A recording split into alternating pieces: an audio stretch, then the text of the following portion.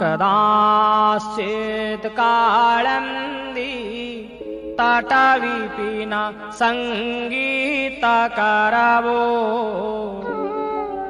मुदाभीरी नारी वदन कमलास्वाद मधुपः रमः सम्भ्रो ब्रह्मा मरपति गणेर्सार्चितपदो जगन्नाथ स्वामी नयनपथगामी भवतु मे भुजे साव्ये वेणु शिरसि शिखि पुच्छं कटितटे दुकूलं नेत्रं ते सहचर कटाक्षं विदधते सदा श्रीमद्वृन्दाः वनवसति लीलापरिचयो जगन्नाथ स्वामी नयनपथगामी भवतु मे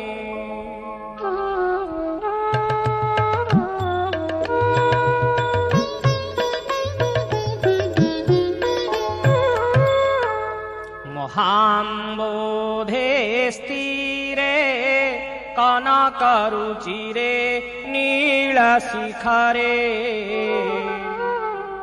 वसन् प्रासादान्त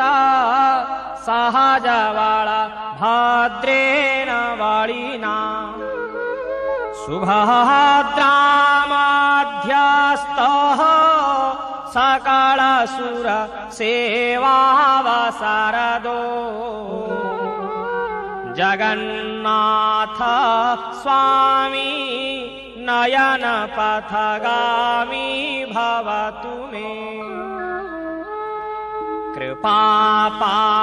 कृपापारवारो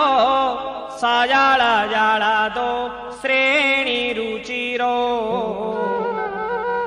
रमावाणी राम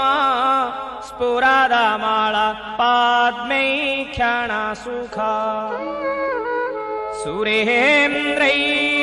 सुरेन्द्रैराराध्यः श्रुतिगणशिखा गीतचरितो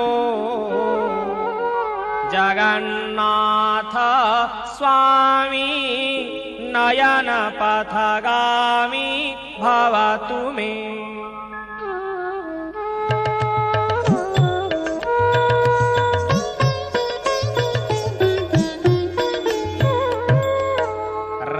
रथारूढो गच्छन् पथि मिलितभूदेवपटलै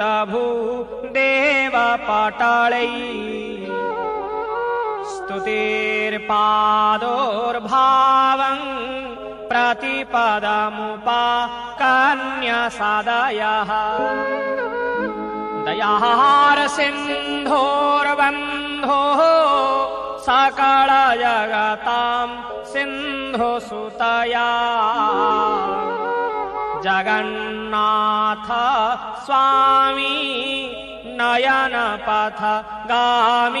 भवतु मे परं ब्रह्मापीठो कुवलयदल फुल्लनयनो निवासी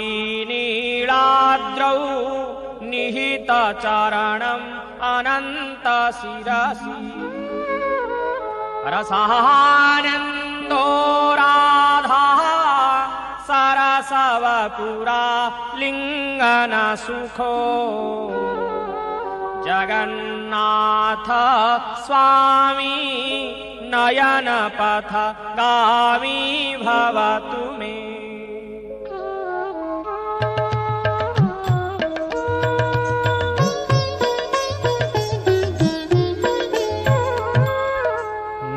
नवैर्पार्थं राज्यं न च कनकमाणिक्यविभवम् न जाचेऽहं रम्यां निखिलजनकाम्यां वरवधू सदा काले काले प्रमथपतीनां गीतचरितो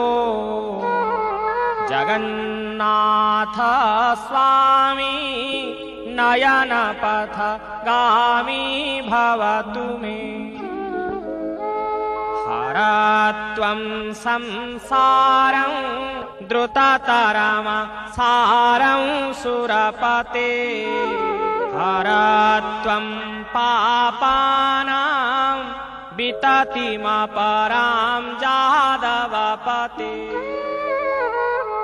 अहो दीनेनाथे निहितचरणौ निश्चितपदं जगन्नाथ स्वामी नयनपथगामी भवतु मे जगन्नाथ स्वामी नयनपथगामी भवतु मे।